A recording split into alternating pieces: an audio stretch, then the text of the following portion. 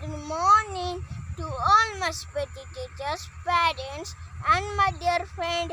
My name is Shaurya Dhoy.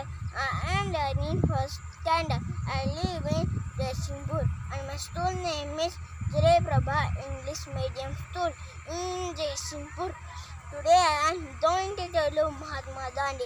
Mahatma Gandhi was born on 2nd October 1869 in Porbandar in Gujarat.